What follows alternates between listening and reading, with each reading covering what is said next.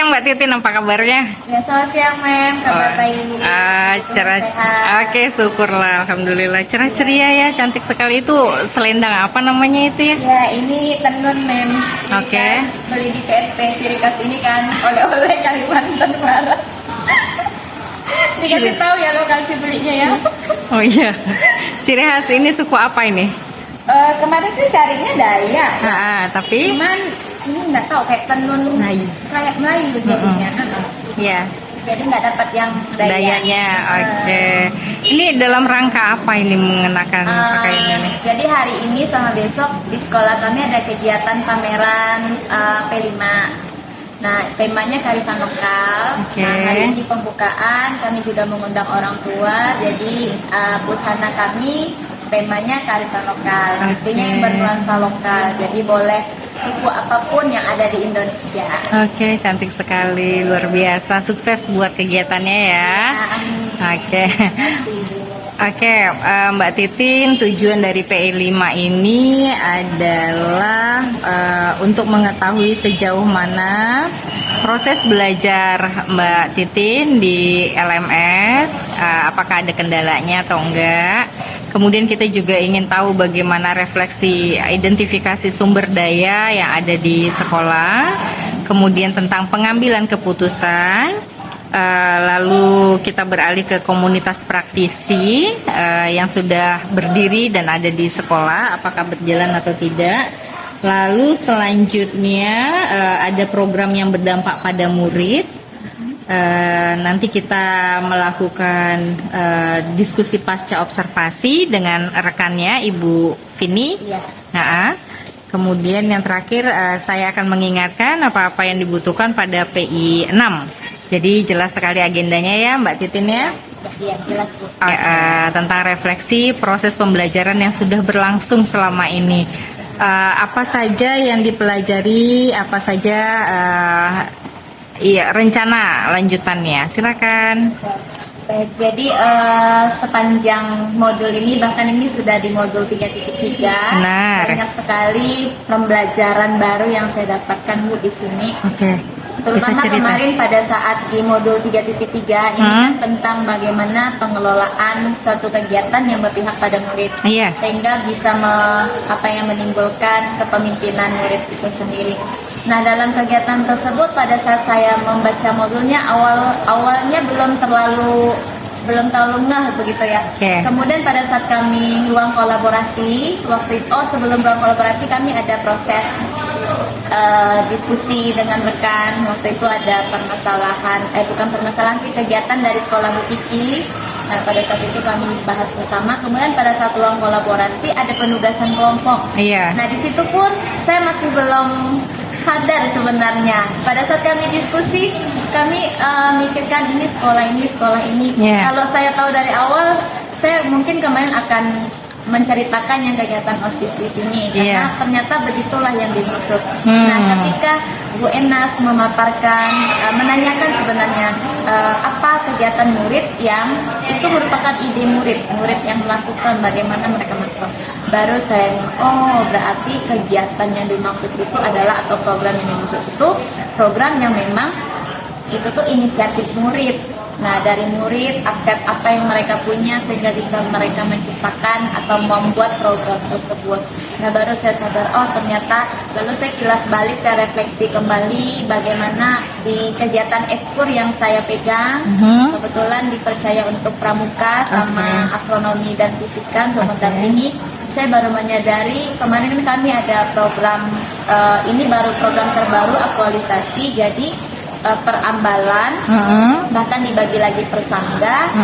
Adik-adik pramuka ini mereka ada kegiatan aktualisasi. Yang pertama itu seperti yang mengingatkan teman-teman pada saat istirahat untuk langsung membuang sampahnya di tempat pada saat di kantin itu bergiliran. Kemudian pagi harinya ada yang sambut kasih juga, menyambut di depan.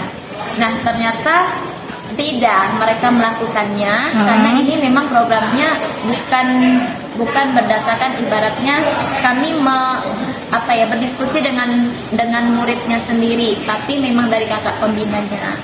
Nah, kemudian saya coba kilas balik refleksikan dengan kegiatan OSIS yang memang mereka lakukan.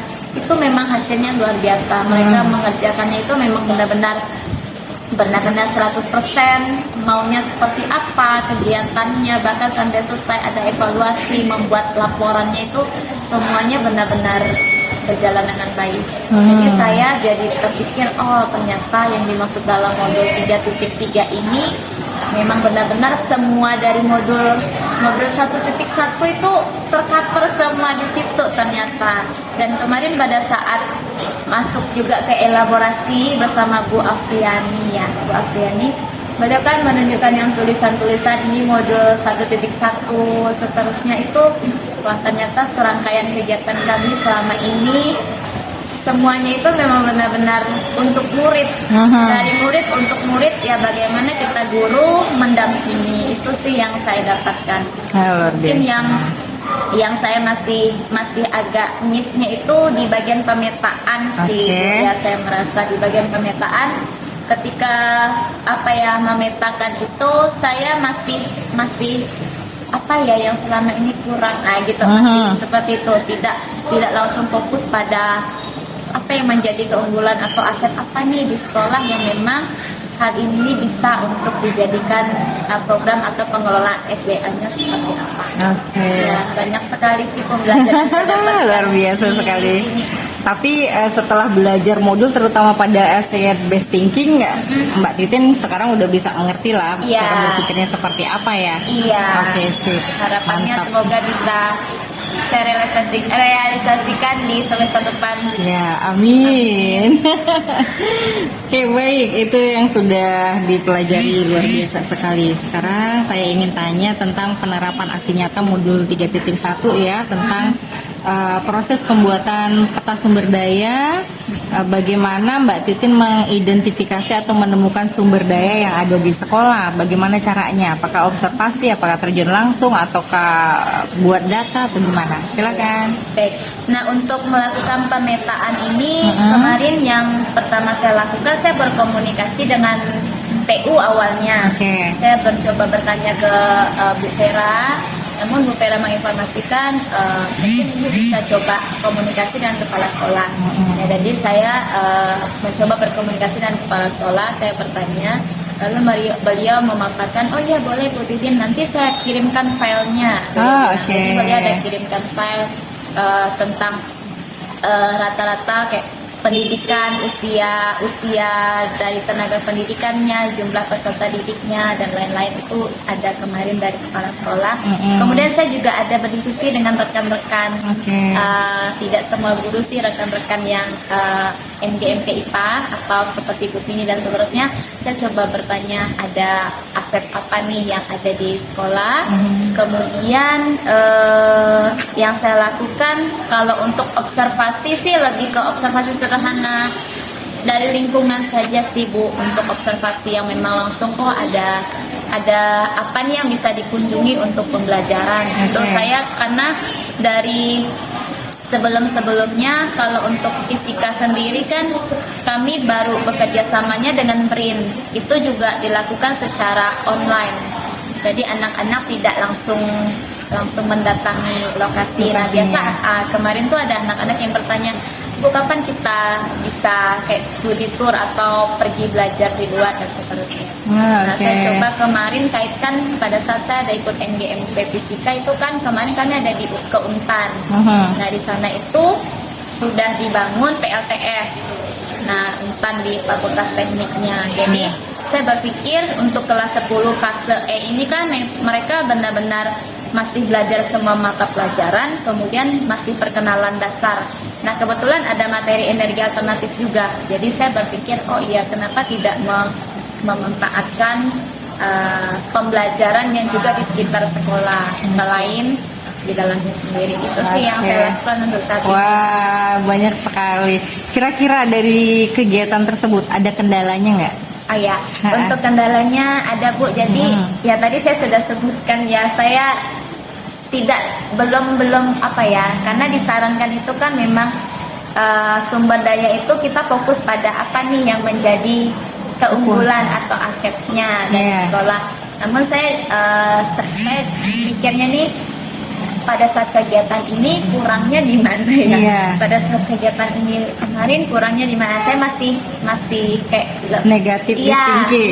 iya, masih muncul hal Oke, itu. oke. Jadi saya merasa itu menjadi kendala. Kemudian kalau dari segi kendala yang lainnya, kalau dari segi dukungan kepala sekolah saya tidak ada sih masalah yang Tidak lain, ada masalah, aman, ya. aman. Tidak ada masalah. Dari rekan-rekan juga? Rekan-rekan mendukung. Oke, dari diri sendiri? Dari diri sendiri seperti apa ya? Belum terbiasa pola Oke. pikirnya, pola pikir saya sendiri. Berarti mau dilatih. Pola pikir Oke, saya. luar biasa. Jadi satu pertanyaan sudah langsung ketemu tuh solusinya seperti apa. Padahal itu the next question. Ya, oke. Bagaimana perasaan Mbak Titin ketika berhasil mengidentifikasi sumber daya?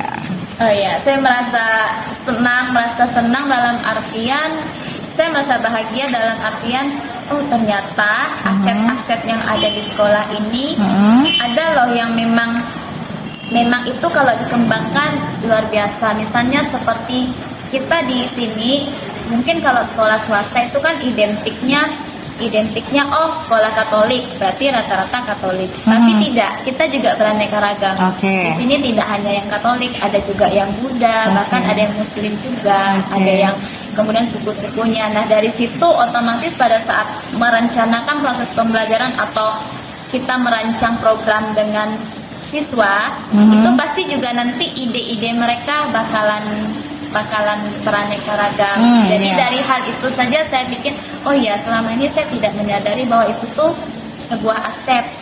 Saya mikirnya aset itu kan kemarin sarana prasarana berarti sekolahnya punya apa saja. Nah awal-awal saya pikir seperti itu. Oke, baik. Iya. Kemudian dari sekian banyak pengamatan, kemudian data yang diperoleh, ada nggak sih hal lain yang bisa dijadikan sumber daya sekolah yang belum digali? Yang belum digali itu kemarin sebenarnya saya sudah pernah paparkan juga. Karena di sini orang tua peserta didik yang angkatan ini kebanyakan itu alumni sekolah ini juga. Oke. Nah jadi menurut saya potensinya tuh sangat besar untuk kembali lagi menjadi, karena saya belum melaksanakan yang guru tamu itu sih Mem. Oke. Nah jadi saya berpikiran sepertinya bakalan menarik kalau bukan saya saja yang menjadi sumber, tapi juga bisa orang tua. Kalau orang tua saja diundang seperti kegiatan hari ini, diundang seperti ini, mereka antusias untuk datang, apalagi dalam artian mereka berbagi apa yang mereka punya untuk tidak hanya anaknya di kelas, tapi juga teman-teman bahkan di kelas lain yang tidak ada anak. Oke, parents teaching day ya. Iya.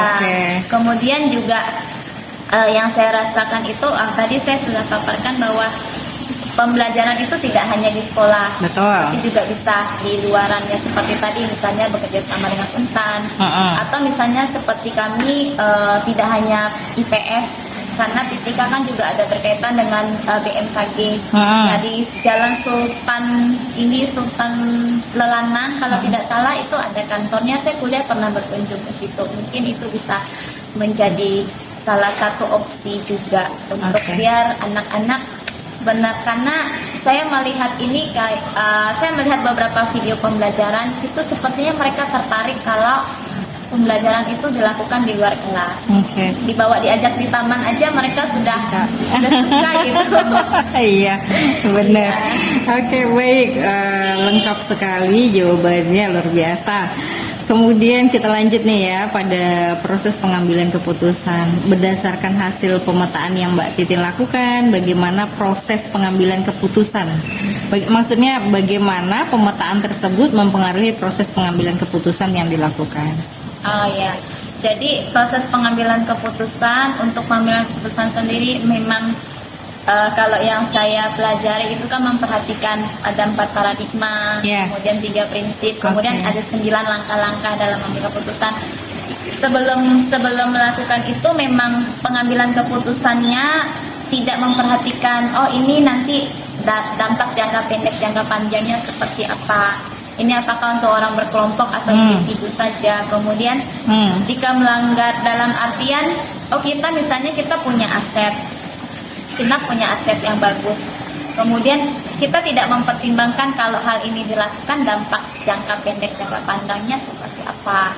Jadi lebih ke bukan menjadi malah penghalang sih. Justru kita berpikirnya mengambil keputusan ada hal-hal yang harus dipertimbangkan. Misalnya kayak aset, kayak tadi siswanya beraneka ragam. Nah, ketika siswanya beraneka ragam, maka kegiatan seperti apa nih yang cocok. Jadi tidak saya ingin coba semester depan sih untuk program eskul saya ingin mereka yang menyampaikan, ayo kita buat program apa nih. Kalau selama ini kan program dari saya, nanti pertemuan ini kita agendanya ini. Nah, tinggal paparkan GBPS. Nanti anak-anak udah tahu, GBPS-nya seperti ini, garis besar pembelajaran 1 semester.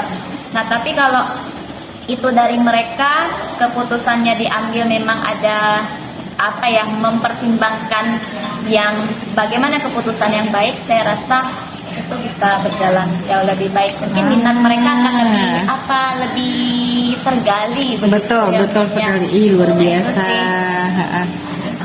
Itu saya keren. Saya masih membayangkan. Itu harus terwujud itu. Ayo, saya dukung. Luar biasa. Dalam proses belajar di PGP ini, ada nggak sih kejadian yang mencerminkan dilema etika? Dalam proses ini saya tidak tahu sih ini dilema etika atau tidak. Dilema etikanya ketika kayak misalnya dari awal kemarin awal keresahan saya adalah pada saat proses itu saya mengajar tapi saya juga harus ikut pertemuan. Dari awal keresahan saya seperti itu karena saya pikir di swasta juga, kemudian kami kan juga pulangnya kayak sore. Ketika jimit itu pasti rata-rata teman-teman sudah di rumah dan seterusnya. Saya sambil di kelas itu saya terkadang berpikir, anak-anak tanya, ibu jimit lagi ya hari ini. Mereka mendukung, tapi dari diri saya merasa kayak ada yang mengganjal. Ya mungkin dari segi antara kalau dibilang dilema etika itu kan benar sama benar ya. Saya mengajar nggak ada yang salah sih sebenarnya. Dapat ilmunya untuk mereka juga, tapi saya melakukan itu sambil di kelas juga. Kalau saya tidak sambil mengajar, otomatis kelas kosong. Nah, perlu guru piket. Sementara biasa kan pertemuannya sore juga. Nah, guru piket biasanya kan standby, yang lebih banyak kosong itu pagi. Kalau udah sore biasanya pada masuk kelas juga. Itu sih yang saya agak rasa dilemanya di situ. Berarti itu nggak tahu itu dilema atau bukan. Itu termasuk dalam bagian dilema etika. Karena memang anak-anak harus diajar, sementara pendidikan ini juga harus tetap berjalan. Betul sekali. Tinggal bagaimana kita membuat keputusan yang kita ambil ini menjadi satu hal yang menguatkan. Berarti ilmu yang kita peroleh bisa kita persembahkan buat anak-anak. Seperti itu. Baik, luar biasa. Kita masuk ke refleksi rancangan program yang berdampak pada murid nih.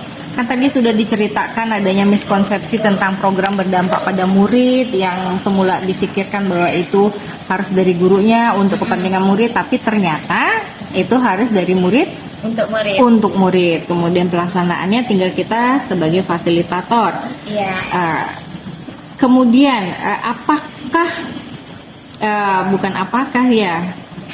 rancangan program berdampak pada murid seperti apa yang sudah dibuat sejauh ini? Tadi saya ada singgung juga di depan untuk rancangannya yang program kegiatan pramuka. Karena kan di awal ekstrakurikuler pramuka itu memang saya dan Pak Kurniawan diminta untuk menghandle kegiatan ini. Kemudian biasanya kami rapat antar pembina. Kami mencoba merangkai untuk agenda kita sepanjang semester ini apa saja programnya. Nah, jadi berdasarkan yang sudah dilakukan itu, Nah, untuk semester depan saya mencoba membuat rancangan menggunakan Dakja itu ketika kita merencanakan program kegiatan pramuka sepanjang semester ini apa saja, kita juga melibatkan anak. Kalaupun tidak semua anak, setidaknya ada perwakilan dari anak yang memang memberikan saran juga bagusnya itu kegiatannya seperti apa, sehingga pada saat kegiatan memang anak-anak merasa oh ini kegiatan kami dilaksanakan memang untuk kami juga, pelaksananya juga mereka lebih antusias. Karena saya lihat kalau yang dalam OSIS kebetulan untuk pembina OSIS kami selalu setelah pemilihan pembina itu berkumpul bersama jajaran OSISnya. Kemudian mereka membuat program. Setelah mereka membuat program, mereka nanti akan konsul. Nah, setelah itu baru nanti akan diplenokan programnya. Baru mereka melaksanakan. Nah, itu memang benar-benar mereka itu gawainya mereka. Jadi mereka melaksanakannya benar-benar pokoknya 100% itu ini harus berhasil dan seterusnya. Ya, itu yang saya lihat. Tapi kami dalam pramuka tuh belum, saya pun baru menyadari juga kenapa tidak.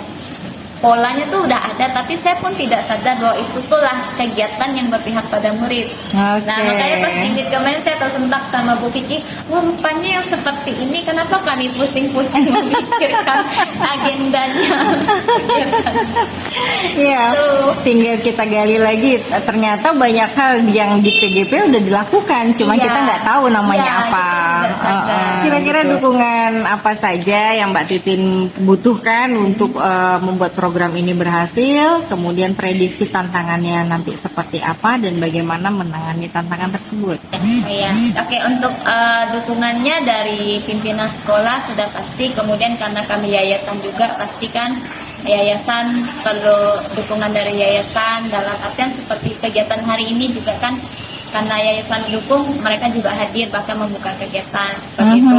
Kemudian karena kami satu lingkungan SD sampai SMA di sini, yang pasti dari unit lain juga mendukung dalam artian ekskur.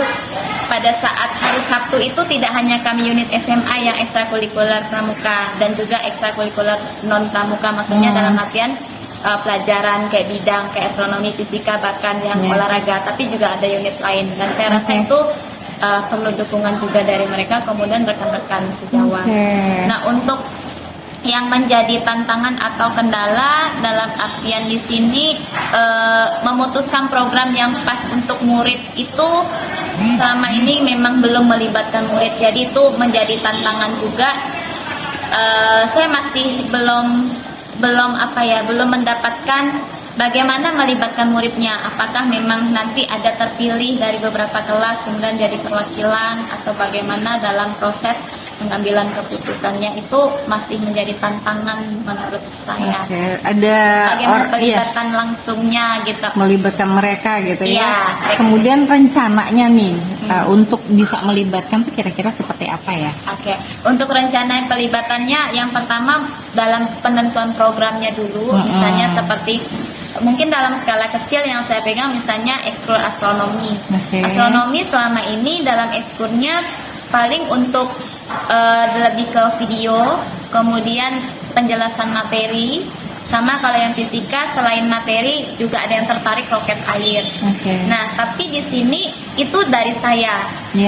Dalam artian saya tidak bertanya ke murid, agenda kita mau apa nih sepanjang satu semester, kalian perlunya apa. Kalau misalnya ada yang tertarik menulisnya di bidang apa, seperti itu. Jadi rencana kedepannya? Diskusi. Rencananya saya akan coba terapkan di semester depan. Jika dipercaya kembali untuk memegang ekskur ini, pastinya itu saya coba terapkan.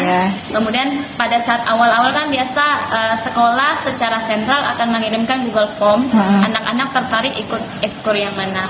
Nah, pada saat setelah saya mendapatkan datanya, saya akan coba mengumpulkan anak-anak ini, kemudian saya coba sebelum pertemuan kita rancang dulu aktivitas kita mau apa. Mungkin berawal dari saya menanyakan minat mereka, kemudian alasan mengapa mereka tertarik untuk ini. Mungkin dari situ akan tergali tujuan mereka untuk ekskur ini nih untuk apa gitu.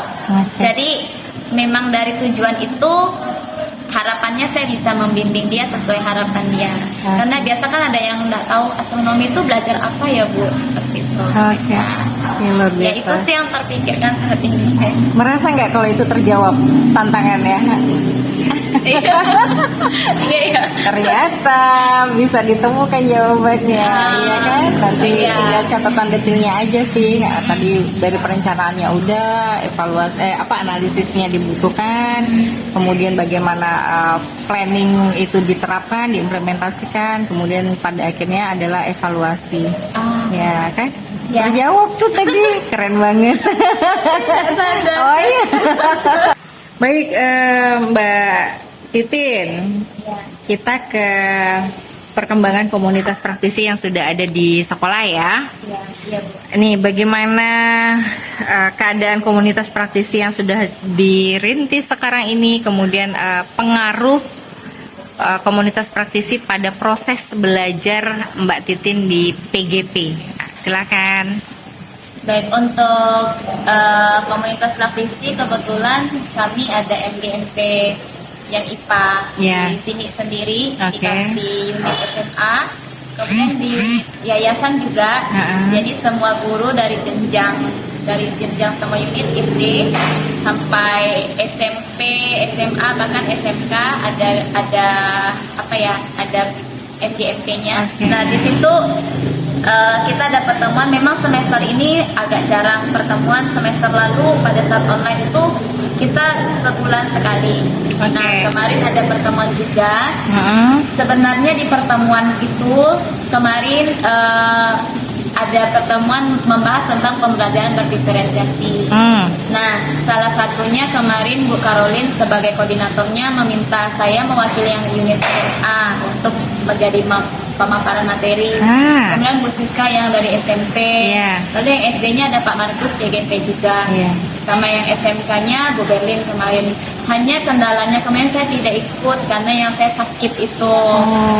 Nah, jadi mendadak digantikan oleh Pak Beni kemarin. Nah, itu jadi kalau saya lihat dokumentasi mereka itu pasti kegiatannya sangat luar biasa karena sharing antar apa yang SD lakukan, apa yang SMP, kemudian SMK, kemudian SMA lakukan.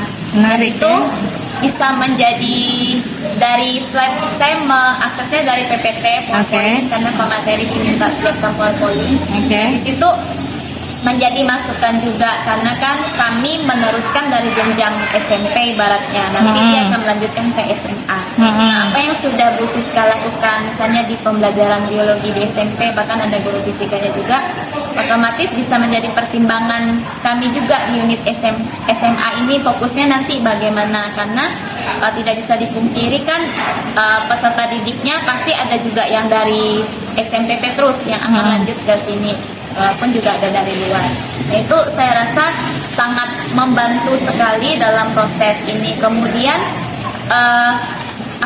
yang saya dapatkan atau yang saya pelajari di PGP ini itu juga secara tidak langsung sebenarnya kami sudah pernah juga diskusi bahkan rekan sejawat yang dia tidak PGP tapi bahkan dia lebih dulu melaksanakan pembelajaran berdiferensiasi. Nah, itu kelihatan sekali waktu itu biologi Bu Siska. Nah, jadi dari adanya komunitas ini sangat membantu jadi diselaraskan lagi dengan apa yang kami dapatkan. Dan biasa juga selain komunitas biasa diskusi juga dengan Pak Denny, saling sharing juga karena beliau banyak informasi juga lebih dan saya mengikuti tahu informasi detailnya tentang pada akhirnya kenapa saya ikut PGP kemarin dari Pak Denny. Jadi tidak hanya komunitas, rekan sejawat juga. Menurut Mbak Titin, apa rencana yang akan dilakukan komunitas praktisi setelah program ini selesai nih? Untuk setelah program ini selesai, yang saya rasakan untuk saat ini kemudian kepala sekolah juga biasa menyampaikan itu PMM. Ya, PMM di sini dalam artian kami guru-guru belum begitu aktif dalam PMM ini. Itu kan bisa terbaca. Beliau bisa terbaca berapa persen guru yang sudah dan seterusnya. Nah, mungkin saya akan coba mulai bergerak dari PNM. Oke, baik. Saya untuk sekarang terpikirkan di situ. Iya sih, mantap, Ya. sukses ya. Mbak, tadi itu kan sudah melakukan dialog pasca observasi dengan Bu Vini ya. Iya, iya. Nah, gimana nih perasaannya nih?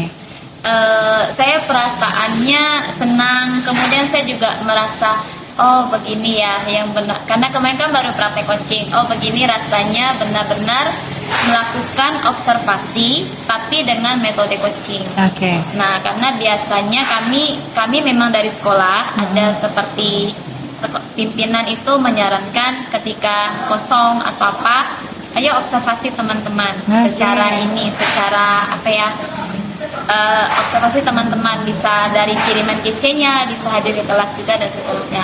Nah, saya merasakan perbedaannya di sini benar-benar kalau sistem coaching ini teman yang akan diobservasi itu merasa siap. Yang pertama, karena ada pertemuan pra-observasinya juga. Kemudian apa yang ingin dinilai itu bukan dinilai sih sebenarnya, karena bukan penilaian. Diamati. Apa yang ingin kita amati itu memang kita sudah tahu, dan itu memang dari teman atau rekan yang akan kita amati sendiri yang ingin saya ingin dikembangkan di bagian ini misalnya. Nah, jadi saya merasa oh iya, dengan metode coaching ini benar-benar membantu. Jadi saya membayangkan seandainya saya di posisinya Bu Vini, karena saya juga sudah kemarin yang sama Ibu.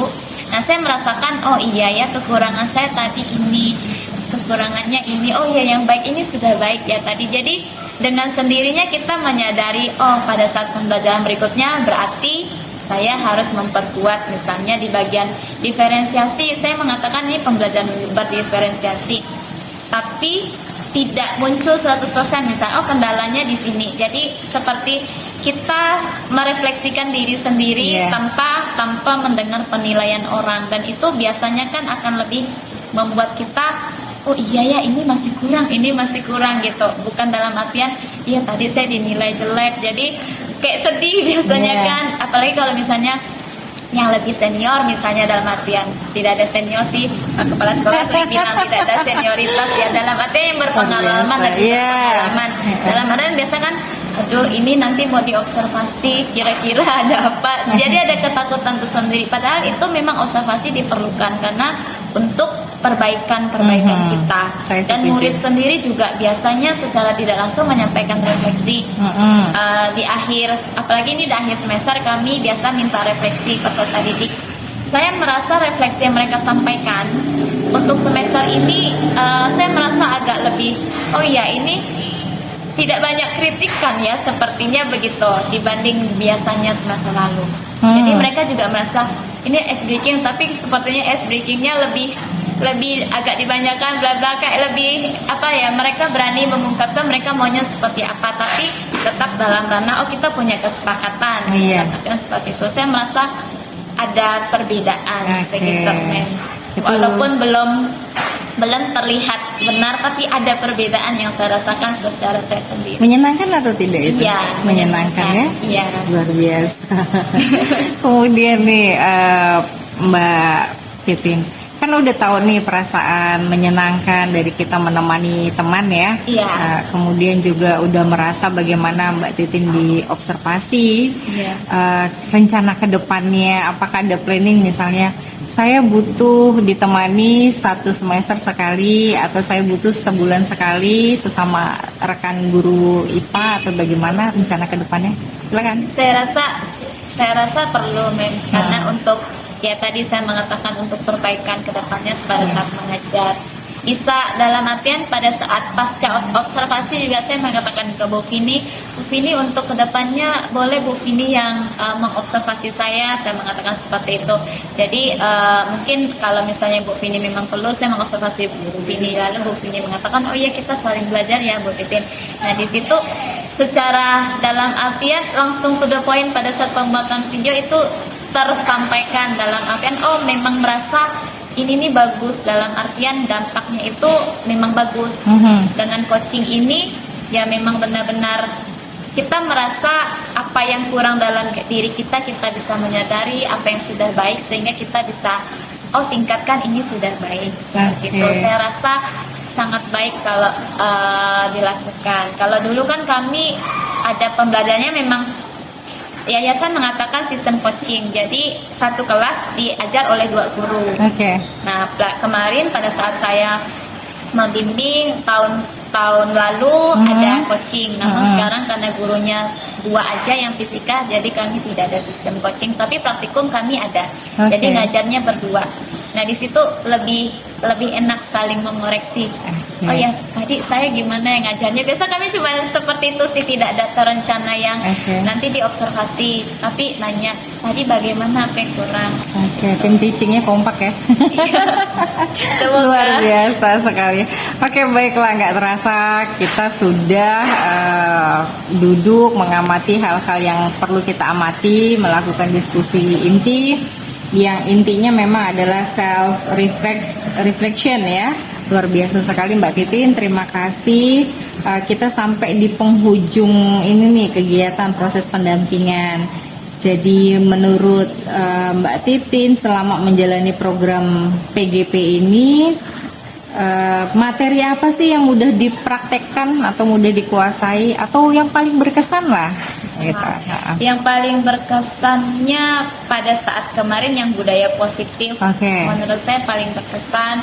Pertama, kenapa berkesan? Karena ada diseminasinya juga. Nah, pada saat diseminasi itu saya merasa pada saat saya berbicara minta waktu dan kepala sekolah, padahal saya bilang yang hadir tidak terlalu banyak Pak, kan 10 orang kalau tidak salah, 10 atau 15 orang. Namun Bapak mengatakan kita undang semua guru saja Bu Titin. Nah, tapi kita melaksanakannya secara online. Jadi kami jimit, padahal jimitnya itu malam-malam. Jimitnya malam-malam, direncanakan maksimal 1 jam karena saya bilang untuk LMS-nya memenuhi waktunya itu 1 jam. Ya 1 jam boleh Bu Titin atur. Ternyata pada saat proses itu berlangsungnya itu hampir 2 jam. Itu karena diskusi, 1 jam setengah itu karena diskusi. Jadi pada saat pemaparan materi saling berinteraksi, kemudian dari kepala sekolah juga langsung ke guru, kemudian ada guru juga yang bertanya, lalu saya mengatakan aksi nyata yang sudah saya terapkan, saya paparkan foto-fotonya, lalu ada juga Pak Tommy bertanya bagaimana dan seterusnya. Jadi saya merasa diskusinya itu benar-benar apa yang saya paparkan itu tidak mengajari rekan-rekan, tapi bukan juga sesuatu yang mungkin baru bagi mereka, mungkin mereka ada dapatkan juga diseminasi dan seterusnya, tapi saya merasa antusias mereka luar biasa, itu menjadi motivasi saya juga. Kemudian mereka juga mendukung, nah itu. Dan pada saat saya terapkan di kelas itu anak-anak juga menyambut baik. Jadi saya merasa ini terlihat sekali sama yang pembelajaran berdiferensiasi, saya juga sangat terkesan. Karena saya langsung praktekkan kemarin di materi terakhir. Nah, pada saat anak-anak menyampaikan refleksi semester ini, rata-rata yang mereka paling ingat, paling merasa udah pembelajaran paling bagus itu adalah ketika mereka mengerjakan proyek yang prototipe kemarin, yang memang mereka bebas, kamu mau ngapain, mau sumber daya alam apa yang kamu kembangkan dan seterusnya. Jadi saya merasa itu memang berkesannya di situ. Baik. Jadi ada 2 hal, disiplin positif dengan pembelajaran berdiferensiasi. Lalu ada nggak materi yang bikin bingung, yang harus dipelajari lebih dalam lagi? Untuk materi yang bikin bingung kemarin, sebenarnya apa yang bikin bingung? Kayak bisa semua ya? Tidak bisa 100% sih, tapi dalam artian tidak yang bingung benar. Cuman yang kemarin yang ini, guru sebagai ini. Sebagai guru penggerak itu kan punya apa ya, yang pemimpin pembelajaran, kemudian praktisi dan seterusnya. Nah itu saya dalam aksi nyatanya memang kayak membuat komunitas baru dan seterusnya, itu saya lebih ke merintis apa yang udah ada. Jadi sepertinya kurang mungkin di situ. Pada saat tidak membingungkan juga, pada saat TI juga kemarin pada saat berbicara, oh saya yang budaya positif, saya langsungnya gitu, ketimbang yang satunya segitiga apa sih? restitusi. Segitiga restitusi, oh itu juga Iya, oke. Itu oke. saya terapkan ketika menyelesaikan permasalahan kemarin. Cuman yang ini, yang guru penggerak, apa sih? Saya Peran lupa. guru penggerak. Peran guru penggerak. Ya, saya merasa oke. saya belum berperan sesuai itu. Oke, pasti bisa Peran guru berperan. penggerak, iya, peran Ya, guru penggerak. berperan. Berarti mau dilatih lagi atau mau bagaimana ini selanjutnya? Iya. Sebenarnya baca secara mandiri. Ah, Mami. iya. Kalau dilatih lagi berarti ngulang. Mengulang lagi, berdiskusi Tidak lagi. lulus ya. Jangan. Berarti harus diskusi lagi dengan Iya. teman-temannya ya. Iya. Oke. Baik Mbak Titin, kita nggak terasa udah sampai di puncak acara. Saya ingin mengingatkan tentang kegiatan PI 6 yang akan datang. Ada feedback 360 Ya. yang harus dilakukan. Jadi ini respondennya adalah kepala sekolah, 5 rekan guru dan 5 murid ya. Lalu melakukan self evaluation. Selanjutnya juga ada kegiatan yang dibutuhkan, yaitu pemetaan aset yang dilakukan bersama kepala sekolah, kemudian rekan guru, murid, orang tua atau tokoh setempat. Nanti seperti PI 2, saya juga akan hadir di situ menemani dan membantu nanti Mbak Titin ambil foto kegiatan saya deh. Seperti itu. Terima kasih atas kesempatan waktu yang diberikan, saya sangat mengapresiasi. Terima kasih juga saya sampaikan atas dukungan yang diberikan oleh kepala sekolah Bu Vini sebagai rekan sejawat, dan yang paling utama adalah murid-muridnya Mbak Titin ya. Sampai bertemu di Loka 5. Selamat. Terima kasih juga Ibu. Iya, sama-sama. Selamat siang. Selamat siang.